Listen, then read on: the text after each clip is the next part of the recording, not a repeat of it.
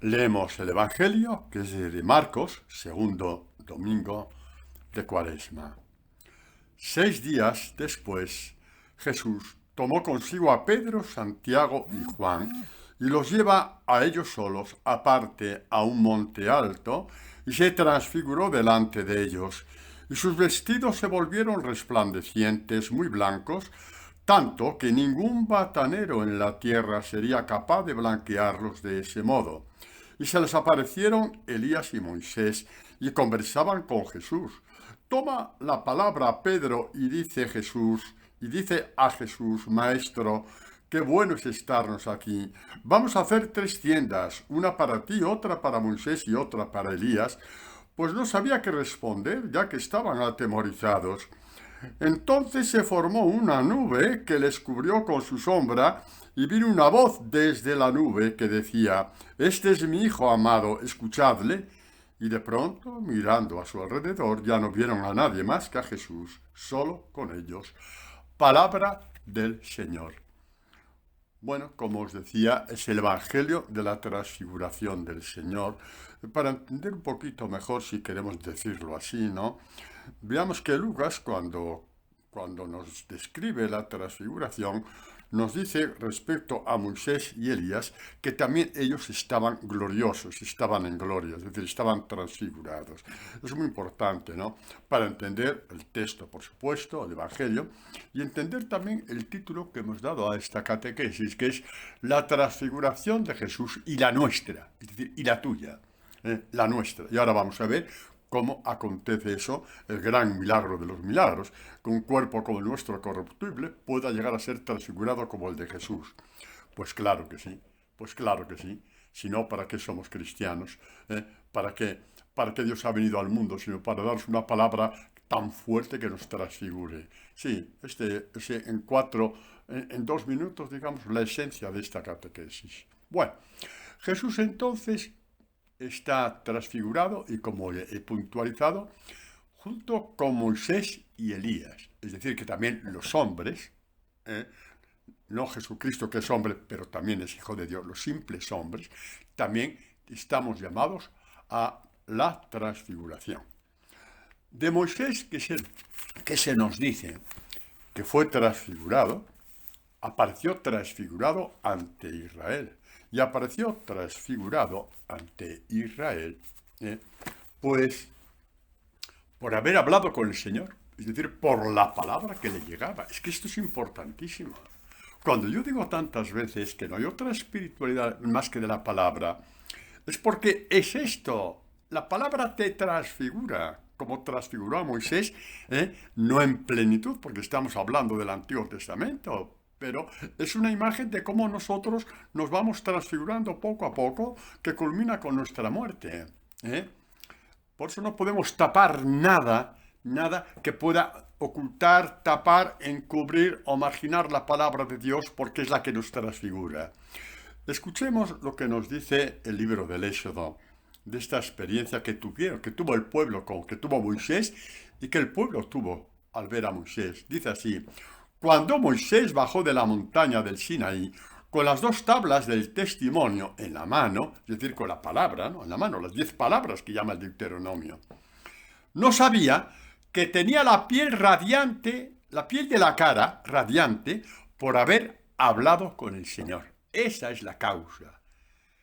Moisés irradiaba la gloria de Dios por haber hablado con él. Esto ya es toda una declaración de intenciones de la encarnación de Dios para tener la palabra totalmente en el corazón, en nuestro corazón, ¿no? Que es lo que nos hace radiantes. Todos, Aarón y todos los hijos de Israel, vieron a Moisés con la piel de la cara radiante y no se atrevieron a acercarse a él, porque ese era el miedo de acercarse a Dios que vemos tantas veces en el Antiguo Testamento, ¿no? Moisés venía con el sello de Dios en la cara y tuvieron ese temor religioso propio del Antiguo Testamento, ¿no?, que vemos en otros personajes de la Escritura, ¿no? Del Antiguo Testamento me refiero, ¿no? Que tenía la piel radiante y no se atrevieron a acercarse. Moisés les llamó. Aarón y los jefes de la comunidad se acercaron a él y Moisés habló con ellos. Después se acercaron todos los hijos de Israel y Moisés les comunicó las órdenes que el Señor le había dado en la montaña del Sinaí.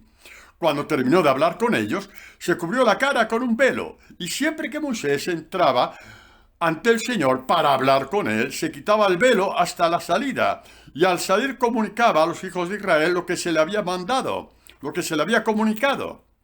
Ellos veían la piel de la cara de Moisés radiante, y Moisés se cubría de nuevo la cara con el velo hasta que volvía a hablar con Dios. 3 veces en este pequeño texto el verbo hablar. Hablar con Dios. 3 veces en este pequeño texto. Os voy a dar la cita porque conviene amasarla en el corazón. Sí, esta cita, más que en la mente, hay que amasarla en el corazón. Es Éxodo 34, del 29 a 35.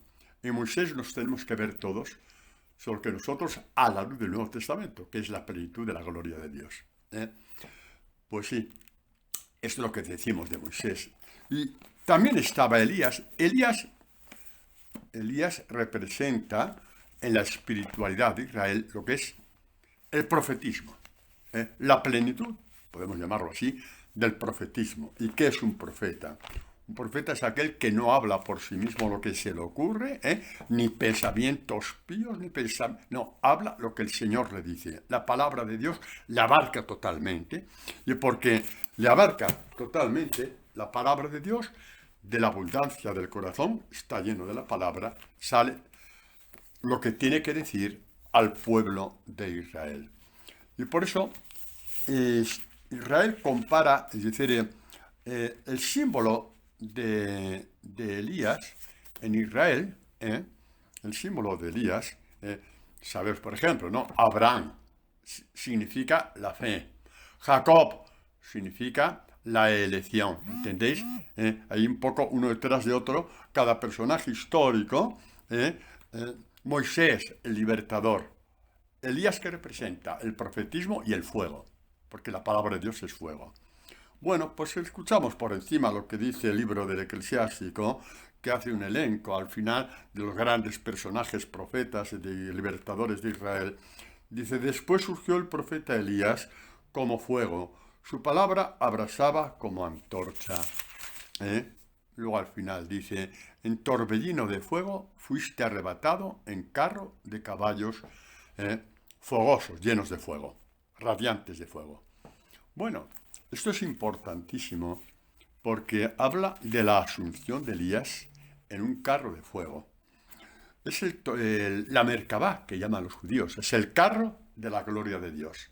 El carro de la gloria de Dios, lleno del fuego de Dios, envuelve a Elías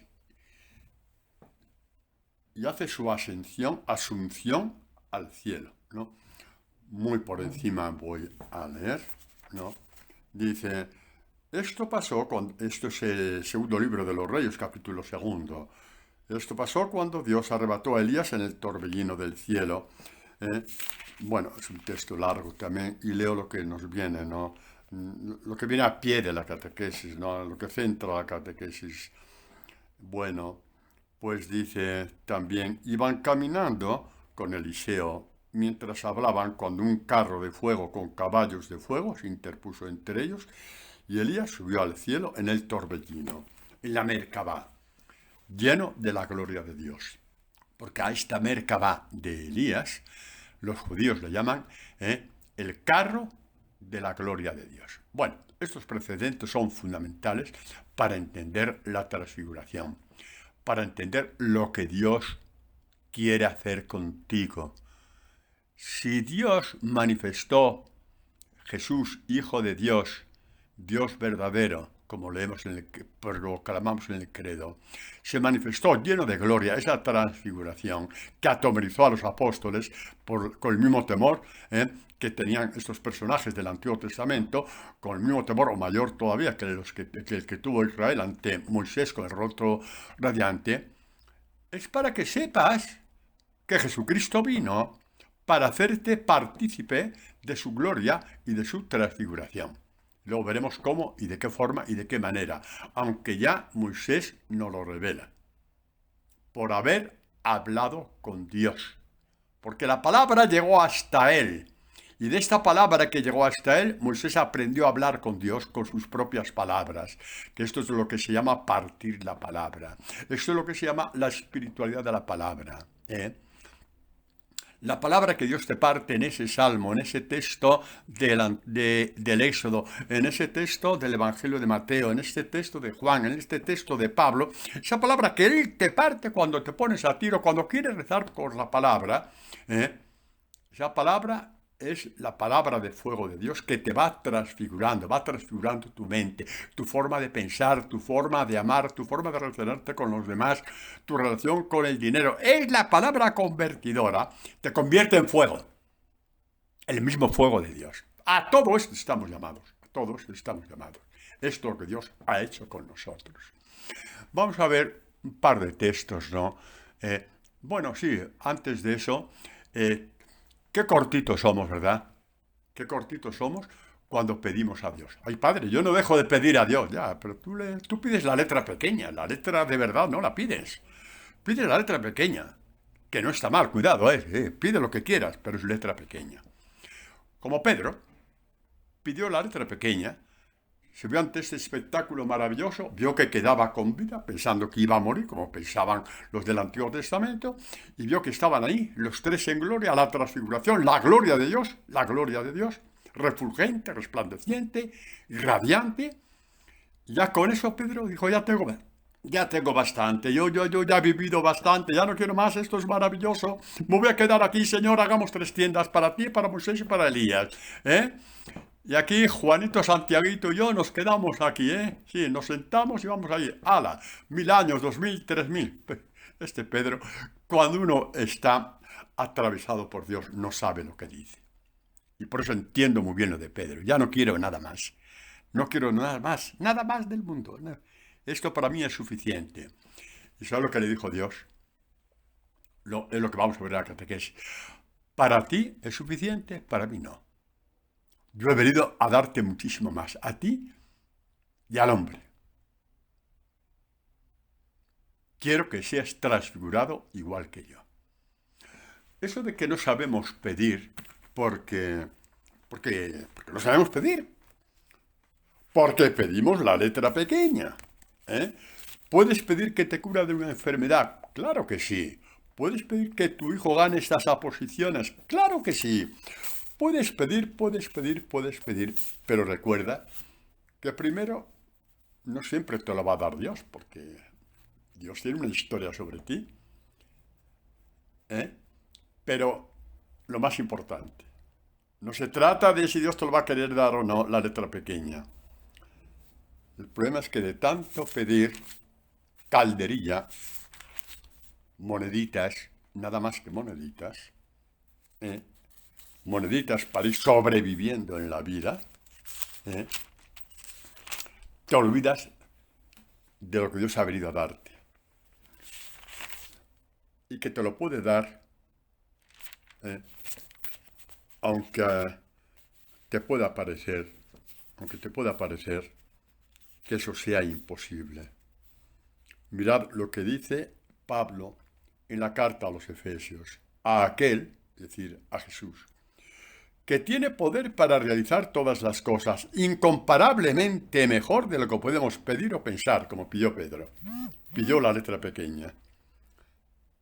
Conforme al poder que actúa en nosotros, a Él la gloria en la Iglesia y en Cristo Jesús por todas las generaciones y todos los tiempos. Este Evangelio es para aprender a pedir. ¿Pedir qué? Pues el centro de la catequesis de hoy, cuando el Padre dice a los discípulos, escuchadle, es pedir que nuestra escucha sea tan amorosa, tan plena, tan libre, sin dejar nada en la orilla, que esta palabra nos transfigure.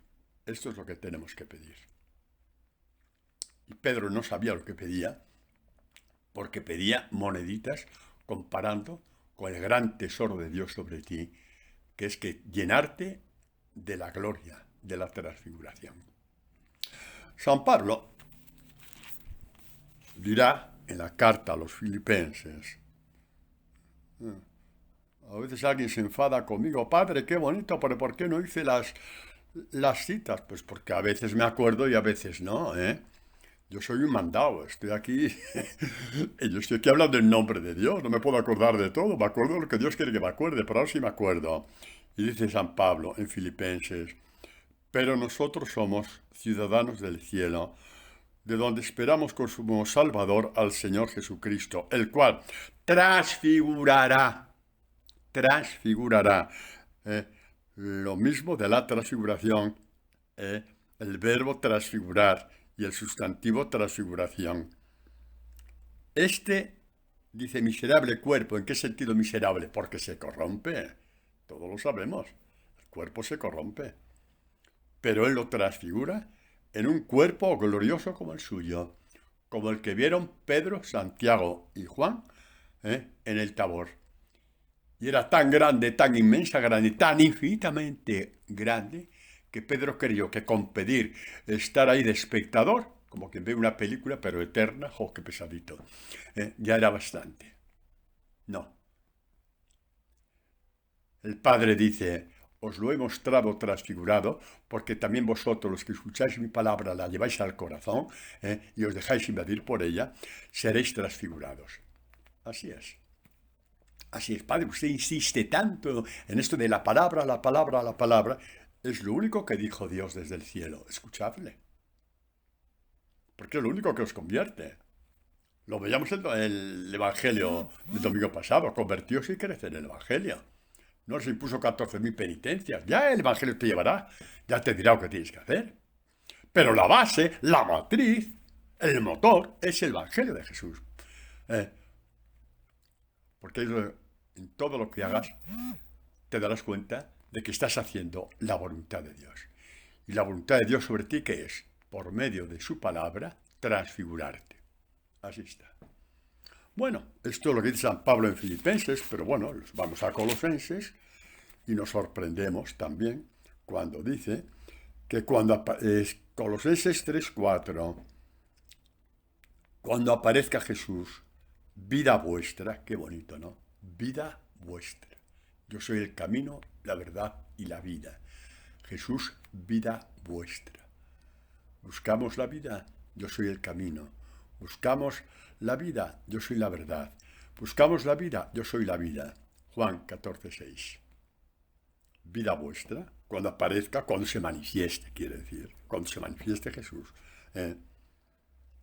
También vosotros os manifestaréis gloriosos con Él. ¿Cuándo se te manifiesta Jesús? Jesús viene a recoger a sus discípulos cuando el cuerpo ya ha dicho basta, cuando te mueres. Viene Él a recogerte y te presenta transfigurado ante el Padre. Padre, qué cosas más bonitas. Llevan 2000 años diciéndose, ¿eh? Pedro, pero usted está todo en el Evangelio, está todo en la Escritura. Cuando lo leéis, ¿qué estáis haciendo? ¿Ganchillo? ¿Estás tomando un café mientras leéis el Evangelio? ¿O estáis pensando en...? No, el Evangelio... Cuando leemos el Evangelio, tenemos que poner nuestros sentidos en manos de Dios, para que esos sentidos penetren el Evangelio. ¿Lo entendemos? Así es. Qué grande es Dios, cuánto nos ama, cuánto nos quiere, para hacer lo que hace con nosotros. Sí, es sobrecogedor. Ahora nos podemos preguntar, ¿qué tenemos que hacer? A mí me gusta mucho esto, el qué tenemos que hacer, porque cuando uno honestamente le pregunta a Dios qué tenemos que hacer, es porque ya quiere convertirse de verdad. Por ejemplo, Pablo cae del caballo. Ya sabéis que en los Hechos de los Apóstoles hay 3 narraciones de la conversión de Pablo. Bueno, como es en los Hechos de los Apóstoles, si queréis lo buscáis, porque ahí lo tenéis muy fácil. Pero una de ellas dice, cuando cae del caballo, ¿por qué me persigues? Dice, ¿qué tengo que hacer?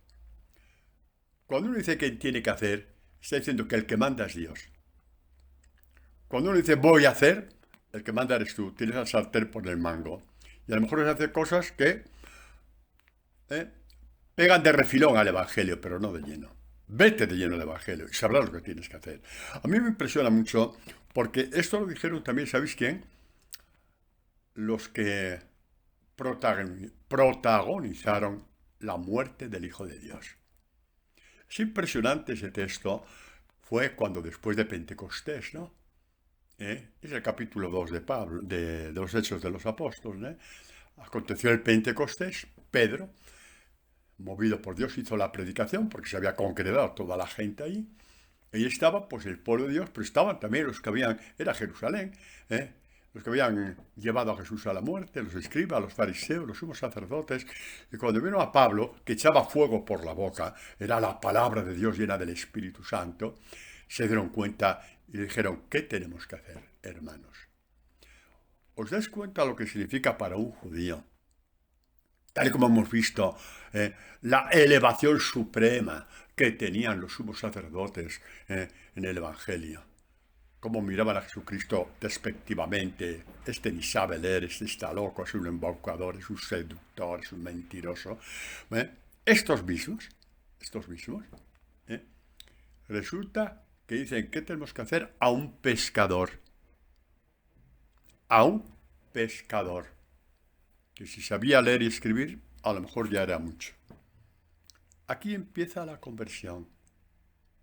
Cuando uno se quita los aparatos, la parafernalia de sus títulos, sean los que sean, y pregunta a Jesús, ¿qué tengo que hacer? Y Jesús te irá llevando. En este que tenemos que hacer, te presentará a la persona adecuada. Te buscará un director espiritual si lo buscas. Si lo buscas, te va a buscar él. Y tú tendrás ya el sentido interior de saber que ese es el que realmente a ti te va a llevar por la espiritualidad de la palabra. Os doy pistas, ¿no? Pistas que no las he descubierto yo. Llevan 2000 años cumpliéndose. El que dice el Señor que tengo que hacer. Y lo dice hasta con lágrimas en los ojos. Porque te va tu vida en ello, tu vida con Dios. Él te hará dar los pasos y buscar a quien tengas que buscar y encontrar a quien tengas que encontrar. Y podrás decir, este no me habla de la palabra de Dios, me habla de cosas muy bonitas, pues mira, será un hombre mucho mejor que yo. Seguro que el currículum vitae de esa persona es muchísimo mejor que yo, el mío tiene más borrones, pero yo busco otra cosa. Busco a alguien que me parta la palabra y que me enseñe a partir la palabra. Así es. Pues el que busca encuentra. Padre, yo es que en mi pueblo, donde sé, pues no. Busca. Y si es necesario en las redes puedes encontrar una persona con la cual tú, digamos, ser llevado e instruido. Hoy, gracias a Dios, eso está al alcance de todos. Pide al Señor discernimiento para encontrar a la persona adecuada, el grupo adecuado. El grupo no, porque la palabra grupo no es bíblica. No, la palabra grupo es el grupito de Boy Scouts, grupito de jugadores de cartas, grupito de forofos de partido de fútbol. No, la palabra grupo no es bíblica. Es la comunidad, o como mucho el movimiento, pero búscalo y lo encontrarás, porque Dios te lo dirá, a quién tienes que ir a quién tienes que ir. Bueno, vamos a dar un salto muy fuerte en esta catequesis. Vamos a ver, digamos, la absoluta importancia de la palabra de Dios para tu conversión, para que puedas agradar a Dios. Sí, para que puedas agradar a Dios. Para que Dios pueda mirarte con complacencia. Vamos a verlo, esto. Pues mira, a la luz de un salmo, es decir, a la luz del Antiguo Testamento. Es un salmo precioso, quizá os suene a muchos de vosotros. Vamos a partir este salmo. Y ahí entenderéis por qué yo insisto tantas veces en los laudes, en los salmos. Vamos a partir este salmo. ¿Sabéis por qué? Porque el que tenga amor por partir la palabra, el Señor le va a conceder el don de partir la palabra. Yo conozco muchos seglares que parten la palabra. Exactamente. Porque se han creído en la predicación. Bueno, pues vamos a hacer una experiencia. Dice el salmista, me brota del corazón un poema bello. Voy a recitar este poema a un rey. Es mi lengua la pluma de un escriba veloz. Como que las palabras le salen a borbotones, porque son incandescentes dentro de él. Tiene necesidad de proclamarlas. Y empieza a decir, evidentemente, es una profecía bellísima sobre Jesús. Dice de él, eres hermoso, el más hermoso de los hijos de Adán. La gracia está derramada en tus labios, y por eso Dios te bendijo para siempre. ¿Qué dijeron, mis queridos, qué dijeron los israelitas cuando Jesús hizo la primera predicación en su tierra, sí, en Nazaret? ¿Qué dijeron los israelitas? Lo vamos a leer porque es muy fuerte esto. Los israelitas dijeron, dice Jesús vino a Nazaret, etc., y entró en la sinagoga, cogió uno de los rollos donde se proclamaba la palabra, ya lo habéis visto en las películas muchas veces, ¿no? Y dice, el Espíritu del Señor está sobre mí porque me ha ungido. ¿Sabes lo que significa la palabra Mesías? Significa ungido. Es el ungido de Dios. Los discípulos también somos ungidos de Dios, claro, porque somos la figura, como dice, bueno, eso ya lo veremos otra vez, ¿no? Sí, pero somos la presencia de Jesús en el mundo. Por eso somos su luz en el mundo. Somos la luz del mundo. Somos ungidos del Señor. Participamos de lo que Jesús es como ungido. Pero bueno, para anunciar a los pobres la buena nueva. ¿Sabes cuál es el más pobre de todos? Hay una pobreza material, sí, que también es importante. A ver, me explico. Esta pobreza material hecha por elección, no por imposición, sí también es un camino hacia Dios, pero este no es el tema de hoy y no vamos a cambiar el tema. ¿Os parece bien, no? Pero que lo sepamos, ¿no? Los pobres de espíritu son, por ejemplo, el que no se guarda ni una carta en la mano a la hora de, entre comillas, convertirse a Dios, a la hora de hablar con Dios, a la hora de rezar. No se guarda ni una carta en la mano. Entonces se antepone a Dios de voy a hacer esto. Oye, pero ¿tú sabes lo que Dios quiere que hagas? No, es que tú ya lo has tapado. Sí, lo has tapado, no sea que Dios te pide una cosa que tú no quieras. Padre Antonio, usted es muy malo. Tan malo que por eso me escogió Dios, para partir así la palabra. Vamos a ver. No guardar ninguna carta en la mano es cuando dices igual que Pablo. ¿Qué tengo que hacer? Todas las cartas se las das a Dios. O como estos fariseos, escribas, doctores de la ley, sobre los cuales dijo Jesús, Padre, perdónales porque no saben lo que hacen. Qué fuerte fue el perdón de Jesús. Que cuando escucharon a Pedro dijeron, no hemos creído en Jesús, pero este hombre que es un pescador, que no sabe hacer la O ni con un canuto, este está hablando cosas de Dios como ninguno de nosotros ha hablado nunca. Pobres de espíritu, dijeron, ¿qué tenemos que hacer? Pobres de espíritu. Aunque el que les hable sea alguien como Pedro. Aunque el que les hable sea alguien como Pedro. Que además, muchos de los que le escucharon, porque las cosas corren, el boca a boca corre, sobre todo cuando se trata de hablar mal de alguien, ¿a que sí? Hombre, tenemos la experiencia. ¡Uy, que sí tenemos la experiencia! Cuando se trata de hablar mal de alguien, dices una cosa y en los 10 minutos ya está en la NASA, sí, vía satélite. ¡Jo, que sí corre! Pues había corrido por Jerusalén que el jefe de los discípulos que había hecho ese loco que era Jesús, le había negado ante una simple criada. Ya, eso era. Había corrido por Jerusalén. Por supuesto que sí, no estoy diciendo una tontería, sabéis que es verdad. Y cuando le oyen, que lleno del Espíritu Santo va y proclama al Jesús resucitado con una sabiduría que ellos nunca habían tenido, el Padre, perdónales que porque no saben lo que hacen, les atravesó el corazón. Y dijeron, ¿qué tenemos que hacer? A este que había negado a Jesús, a este cuya palabra no era de fiar, a este, a quien Jesús había hecho piedra de su iglesia, piedra de su iglesia. Hoy día dicen, no, todo el mundo es bueno. De acuerdo que todo el mundo es bueno. Yo estoy seguro que más de la mitad del mundo y las 3/4 partes del mundo y el 90% del mundo es mejor que yo. Pues yo tengo la certeza de eso, por si hubieran tenido las posibilidades que yo he tenido de conocer a Dios, las hubieran aprovechado mejor que yo. Pues ya está, lo dejamos ahí. ¿Por qué? Porque con Jesucristo empieza una vida nueva y no hay que mirar atrás. Ya está bien de que el demonio te tiente diciendo, hiciste esto, hiciste lo otro. Ya, déjalo, has empezado una vida nueva con Jesucristo, ya. Deja ya ese currículo que no existe, que lo ha roto Jesús. Déjalo. Ya no existe ese currículo. Lo clavó en la cruz, como dice San Pablo. Canceló la nota de cargo que había sobre nosotros. Padre, ¿dónde está eso? Búscalo. Me parece que es Colosenses 2:14, pero es que si me pongo a buscar citas, nos quedamos todos sin la catequesis. Pero empieza una vida nueva para ti. Cuando dices, ¿qué tengo que hacer? ¿Qué tenemos que hacer? ¿Qué tenemos que hacer?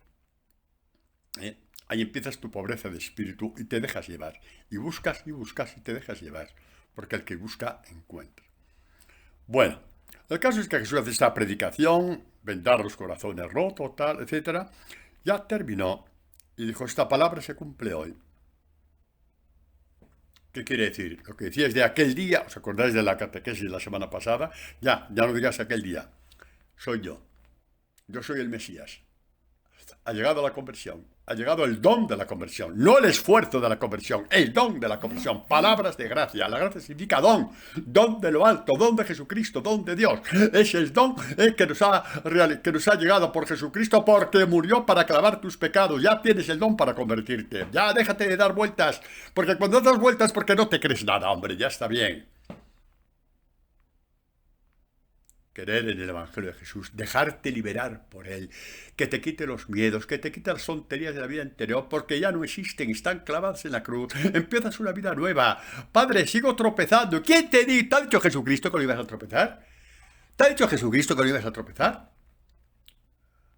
Tropezarás y volverás a Jesucristo, y Jesucristo te dirá igual que a Pedro, te dirá, Federico, ¿me amas?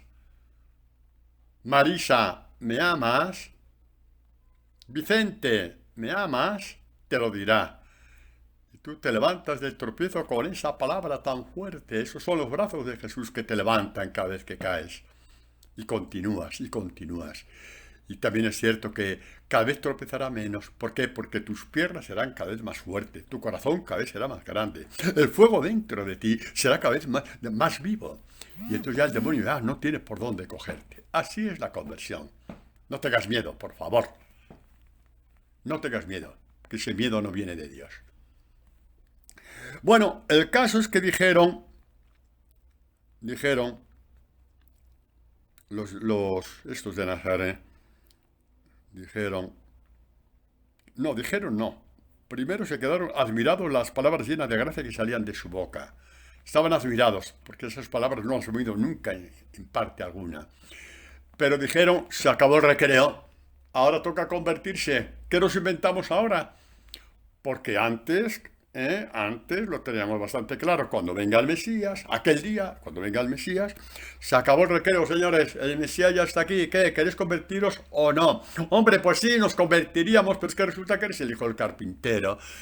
No se trata de despreciar la procedencia de Jesús. Es la excusa de niños tontos cuando no nos queremos convertir. Estos dijeron esta, excusa de un niño de 4 años. Tú has tenido las tuyas y yo he tenido las mías. Así es. Ante el Evangelio hay que saber desnudarse. Y si un sacerdote te da el mal ejemplo, que sepas que el Evangelio es obra y gracia de Jesucristo, no desde ese sacerdote. Por lo tanto, déjale en paz, reza por él. Pero tú conviértete. No te escudes en que tal persona hizo esto, tal persona lo hizo lo otro. Tú levántate por encima de los escándalos y di al Señor, aquí estoy. Hermanos, nunca como ahora el mundo necesita ver brillar la luz de los discípulos de Jesús. Nunca como ahora. Nunca como ahora el mundo estuvo tan desilusionado, descarnado, entumecido. Obras maravillosas de apenas hace 2 años se han quedado a mitad de hacer, proyectos han quedado fuera del asunto. Y no voy a decir que esto sea castigo de Dios, ¿por qué? Pues porque lo de la pandemia, no me toca a mí decirlo. Eso le toca decirlo a Jesús, no a mí. ¿De acuerdo? Ya le toca decirlo a Jesucristo y lo dirá cuando Él quiera, o cuando sea, o cuando toque. No me toca a mí decirlo. A mí me toca decir, no tengáis miedo. A mí me toca decir, no tengáis miedo. Me toca decir que sí, que es cierto, que el mundo se ha metido en un callejón sin salida. Y nosotros somos del mundo y hemos participado con nuestros pecados también en ese callejón sin salida. Por lo tanto, dejad de juzgar, o dejemos de juzgar, y seamos luz, porque somos vida nueva, porque Dios nos ha hecho vivir de nuevo. Seamos luz para el mundo. Bueno, pero palabras de gracia, palabras que vienen en nuestra ayuda, palabras que nos construyen, y sobre todo, palabras que nos transfiguran, que es el Evangelio de hoy. Dice, la palabra se derrama en tus labios. ¿Por qué? Porque la tienes como fuego en tu corazón. La tienes como fuego en el corazón. Si la tuvieron Moisés y Elías, ¿cuánto más Jesucristo? Y por medio de Jesucristo nosotros, sus discípulos, que hemos hecho del Evangelio la fuente de nuestra espiritualidad. Padre, y la Virgen María, nunca hablarás mejor de la Virgen María, ni todos los santos juntos, cogiendo todos los discursos que han hecho, hablarán también de la Virgen María como ha hablado Jesús en el Evangelio, o como el Espíritu Santo suscitó en el Evangelio hablar de ella. Está todo por descubrir. Hay miles de catequesis en la Virgen María, de apenas 4 frases. María guardaba la palabra en el corazón, guardaba el fuego de Dios en su corazón. ¿Qué os parece? ¿Qué os parece? Por ejemplo, esto, si no da para un retiro de 8 días, solamente eso. Toda nuestra vinculación como hijos a María está en el Evangelio. Por lo tanto, no estoy apartando a nada ni a nadie. Y lo demás, Padre, nos sirve. ¿Y por qué no? Oye, ¿nos sirven unos andamios para una casa? ¿Verdad que sí que sirven? Pero cuando ya está levantando los cimientos, ¿qué haces con los andamios? Les das un abrazo y dices, oye, adiós, compañeros míos, me habéis ayudado a levantar la casa, pero mira ya, bendito sea Dios, os lo agradeceré eternamente, pero ahora mi casa es mi casa. El ejemplo es un poco chungo, pero es bonito, ¿verdad? Sobre eso de besar a los andamios. Sí, hombre, sí. ¿Que quieres besar a los santos? Bésalos, hombre, bésalos. Son nuestros hermanos mayores, como decía Santa Teresa del Niño Jesús. Una santa a la cual yo quiero muchísimo. Pero fue un andamio. Y estoy muy agradecida a muchas cosas. Y no reniego de ella, en absoluto. Y hablo con ella también. Pero me entendéis, ¿no? ¿Me entendéis? Bueno, continúa. El Salmo dice, cíñete tu espada a tu costado, valiente. La espada, ya sabéis, en la Escritura simboliza la palabra. ¿Os acordáis de aquel himno tan bonito de San Pablo, en la carta a los Efesios, capítulo 6, me parece que sí? Hablando del combate espiritual. Hay que hacer el combate con la espada del Espíritu, que es la palabra de Dios. ¿Lo podéis leer? Sí. Entonces aquí habla, cíñete para el combate, ¿no? Con la espada. Dice, en tu gloria y tu esplendor marcha. Que esta palabra que llevas es tu gloria y tu esplendor, como dicen otras traducciones. Esta palabra que llevas es tu gloria y tu esplendor. Esta palabra que guardas en el corazón como la Virgen María, es el horno de tu transfiguración, el horno del fuego de Dios, no el horno del panadero, con mi respeto a los panaderos. Es el horno del fuego de Dios, donde eres transfigurado.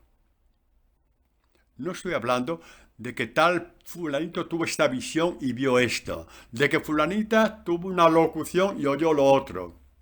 Mis respetos a todas aquellas personas, me importa 3 pepinos si es verdad o es mentira. Es que ni siquiera pierdo un segundo con ello.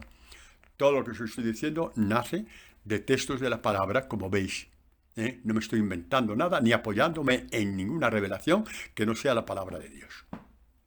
Con todo mi respeto, ¿vale?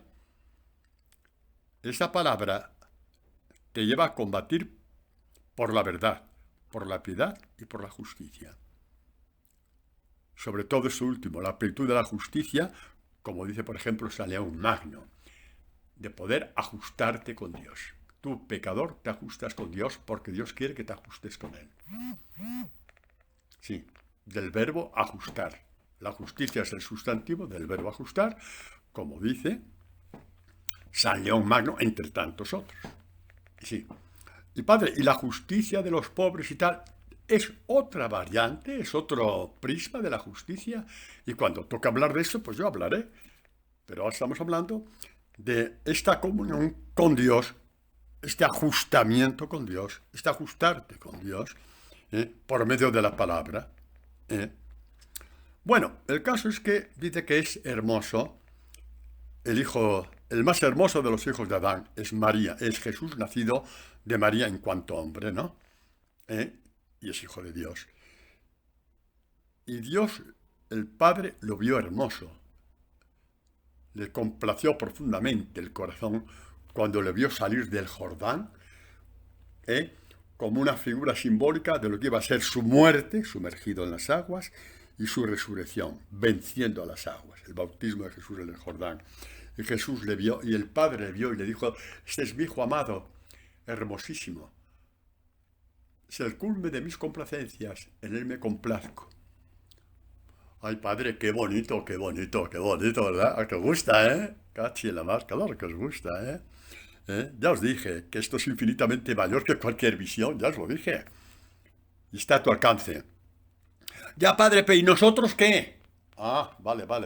Ya salió el protestón. Vale, os voy a responder. Pues el mismo Salmo, el versículo 11, esto es el Salmo 45, que algunas Biblias es el 44, pero bueno, ya sabéis por dónde va. Habla del alma. El versículo dice: escucha, verbo escuchar. Escucha, hija. Mira y pon atento el oído. Todos textos referente al saber escuchar. Escucha, hija. Es una palabra de Dios al alma. Mirad, dice el profeta Isaías que Dios creó la tierra para ser habitada, para ser habitable. Dios creó tu alma para ser habitada, para ser habitable. Y si no está habitada, esta alma está totalmente mutilada. Casi como que es víctima del carcoma. Dios creó tu alma para habitar en ti. Ay, Padre, qué cosas más bonitas dice usted. No, yo no las digo, las ha dicho Jesús. Juan 14:23, el que me ama guardará mi palabra, y mi Padre le amará. Ay, el Señor no me quiere, y mi Padre le amará. Y vendremos a Él, y haremos morada en Él. Haremos templo en Él, haremos de Él un lugar santo. O lo que es lo mismo, habitaremos su alma. Porque la creó para ser habitada. Pues dice: escucha, hija, mira, pon atento el oído, abre el oído. Dice: olvida tu pueblo y la casa de tu padre. ¿Qué significa esto? Es decir, es lo que llamamos salir del mundo. Todo lo que te rodea, y que muchas veces son presiones del mundo sobre ti, da un paso adelante. No tienes ni que odiar ni despreciar a tus padres. Es el lenguaje simbólico de la Escritura para que todas las, ¿cómo se llama? Las manazas, las garras del mundo no te arrastren a ninguna parte. Por lo tanto, no estamos hablando de los padres ni de la familia, no estamos hablando de eso. Pero todo lo que se parezca a una garra que intenta retenerte en tu vuelo hacia Dios, olvídalo. Jesús Cristo dijo: os he sacado del mundo. Y no tenemos que amar al mundo como Él lo amó, dando la vida por Él. Por eso somos luz del mundo. ¿Entendéis? Pero bueno, seguimos. Escucha, hija, mira estos ojos de la fe para penetrar la palabra hasta que se te parta. Padre, yo leo el Evangelio y no... ¿Lees el Evangelio de verdad? ¿O lo lees como lees el periódico? Hay que paladearlo, sílaba a sílaba. Y si es necesario, volver a repetir. Y no te leas un capítulo entero. Lee con lágrimas en los ojos para que el Señor te diga, te abra un poquito, ¿no? Tú, por ejemplo, si encuentras un salmo que dice, perfecto es el camino del Señor, por ejemplo, y ay, qué bonito, cómo me gustaría, y en ese momento, si entras, el Señor va y te abre esa palabra y te la parte. ¿Cómo te la parte? Pues en ese momento hace que te acuerdes que Jesús dijo, yo soy el camino, la verdad y la vida. Por tanto, el camino no es un croquis, no es un mapa, ¿eh? No es ni un croquis ni un mapa. El camino es el mismo Evangelio de Jesús, yo soy el camino. Y así es como Dios te va partiendo la palabra. Padre, y lo hará en mí, como tengas un corazón honesto, lo hará. Corazón queriendo convertirte, ¿qué tenemos que hacer? Entra. Al principio será muy lento, poco a poco se te irá abriendo. Esto de que Dios te parta la palabra y conociste ya la plenitud de la espiritualidad, porque eso ya no tiene vuelta atrás. Eso te llena tanto, que ya no tiene vuelta atrás, sin despreciar todos los andamios que Dios te dio antes. Sin despreciar todos los andamios que Dios te dio antes. ¿De acuerdo? Siempre que hayan sido aprobados a la iglesia. Sí, porque hay cada andamio por ahí que... Sí. Hace no sé cuántos siglos, un tipo se le fue la olla no sé dónde, y resulta pues que dijo que así como la María fue a la asunción de María al cielo, habló de la asunción de San José, exactamente. Lo vio él, qué bonito, y lo escribió. Eso no son andamios. A este tipo hay que darle de comer para que se le vayan esas visiones, ¿vale? A ese tipo o a esa tipa hay que darles de comer bien, sí. Un buen cocido, un buen potaje, y verás que esas visiones se le van y asienta un poco la cabeza. ¿Seguimos? Seguimos. Escucha, hija, mira, pon atento el oído. Ya hemos visto lo que significa olvida tu pueblo y la casa de tu padre. Es decir, todo aquello que siendo del mundo va hacia ti con garras para retenerte, impedirte volar hacia Dios. ¿De acuerdo? Como si fuera un ave rapaz, las garras te retienen y no vuelas hacia Dios. Un ave carroñera. Un ave carroñera que te coge. Un buitre. ¿Y qué pasa cuando sucede esto? Dice, el Señor se prendará de tu belleza. Es precioso. ¿Por qué? Porque el mismo Dios que dice, inspira al salmista a decir de su hijo al salir del Jordán, eres el más bello de los hombres, eso lo hemos dicho antes, ¿no? Lo dice del alma que acoge el Evangelio de Jesús. Esto es una profecía bellísima, que acoge la transfiguración de Dios, que acoge el fuego del horno de Dios y te mira. Y porque, aunque te parezca imposible, te dice lo mismo que dijo de su Hijo. Y el Rey, que es Dios, se prendará de tu belleza. Él es tu Señor, póstrate ante Él. Y aquí es donde yo pongo lo que dice Jesús a la samaritana. Ha llegado el tiempo en que los adoradores de Dios adorarán en espíritu y en verdad. Los que hacen la experiencia de estas almas, escucha, no leas de corrida, escucha la palabra, paladéala, palabra por palabra, métete tus pausas. No hay oración mejor hecha que esta, ni tiempo mejor empleado en la oración que este. Mira, que tus ojos penetren en lo que estás leyendo. Abre el oído. Aparta esas garras que intentan retenerte, que al final te dejan las huellas dentro de ti y te ensangrentan la vida entera. Y Dios se prendará de ti, de tu belleza. ¿Por qué? Porque es un reflejo de la belleza de tu Hijo.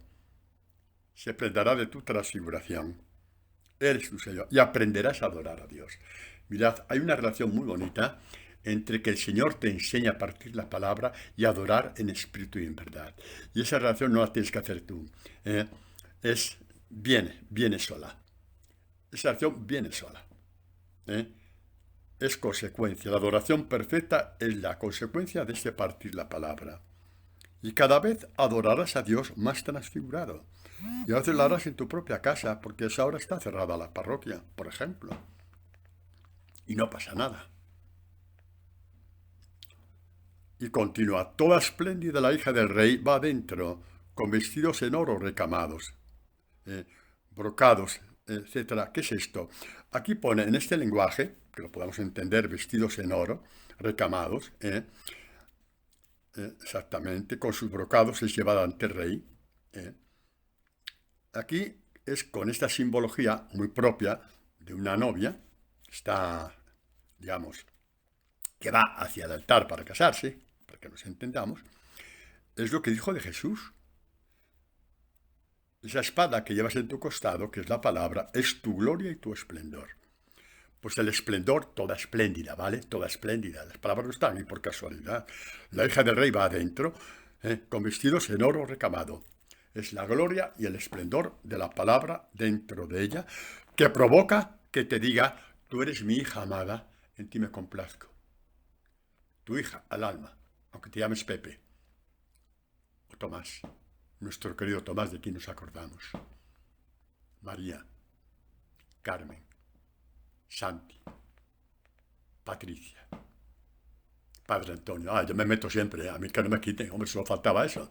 Encima que de la catequesis me voy a meter ya, hombre, ya lo que faltaba. Pues así es. La imagen que vemos ahora es impresionante.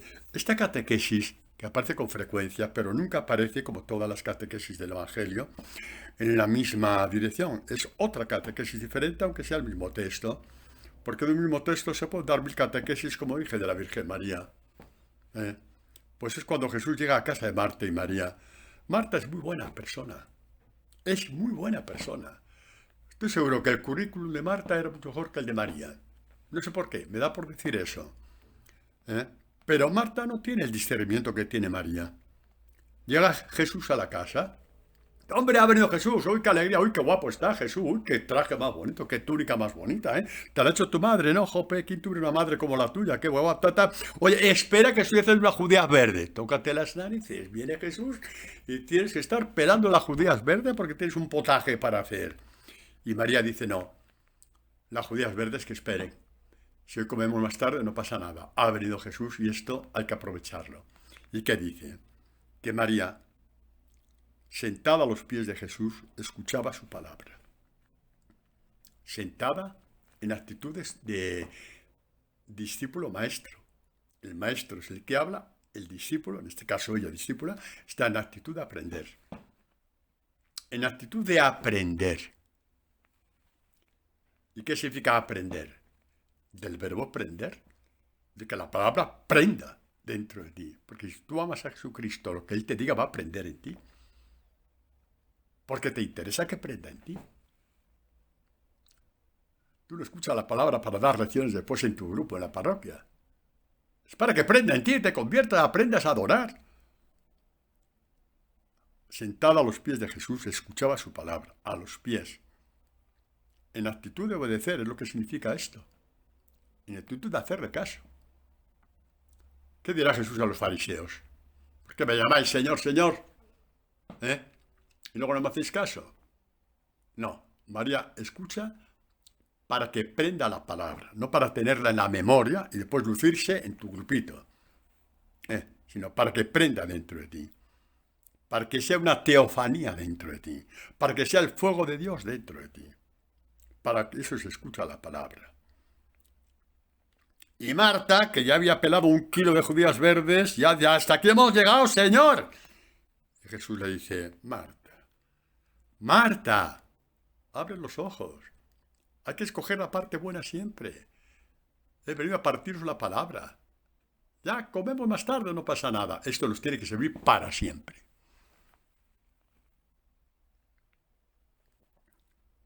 Seguramente que Marta acogió la catequesis de Jesús sobre ella. Y puso desde entonces la palabra del Señor por encima de cosas que sí se pueden evitar o se pueden atrasar. Hombre, lo que no puedes decir es, mira, tengo que fichar en la empresa a las 9, pero me he emocionado con los laudes y llego a las 11. Y llegas a las 11 y el jefe te dice, oye, Federico, ¿qué te ha pasado? ¿Por qué llegas a las 11? ¡Ay, que me entusiasmé con los laudes! Y el jefe de la oficina llama a los loqueros, oiga, aquí hay un tipo que está más loco que una cabra, y con razón. Bueno, ¿me entendéis? No, lo digo un poco en el sentido para que lo entendamos, ¿eh? Hay cosas que se pueden atrasar, pero primero es la obligación que la devoción, ¿de acuerdo? Exactamente. Mirad, en esta oración Marta o María, os leo este, nos queda poco tiempo, pero bueno, hemos hecho la catequesis que Dios ha querido, por lo tanto, pues bendito sea Dios. Pero sí quiero deciros esto de tan bonito, del libro de la sabiduría, la palabra dentro de ti, que es lo que está haciendo María, la hermana de Marta.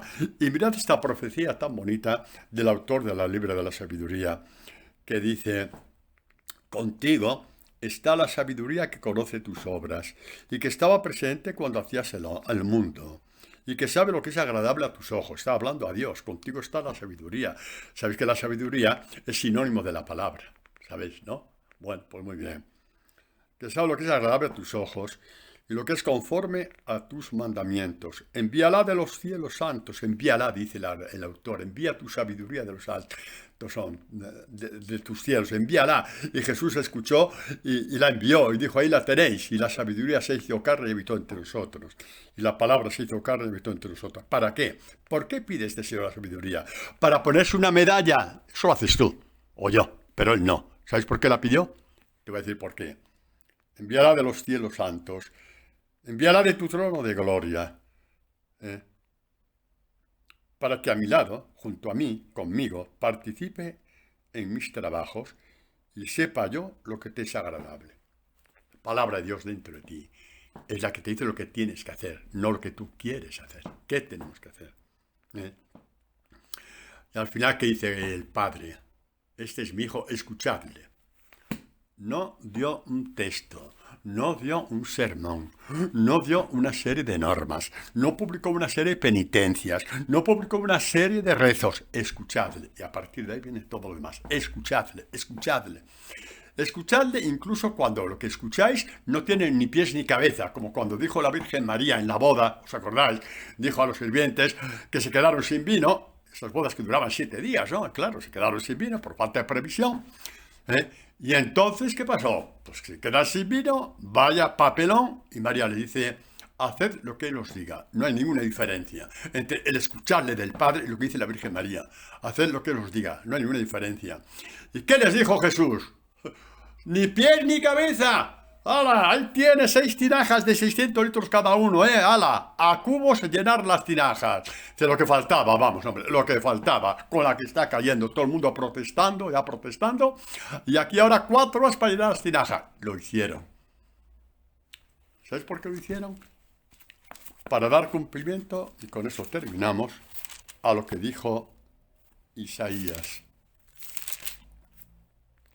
Dice, buscad a Dios mientras se deja encontrar, porque no son mis pensamientos vuestros pensamientos. El pensamiento de Jesús, ¿cuál fue? Llenar las tinajas.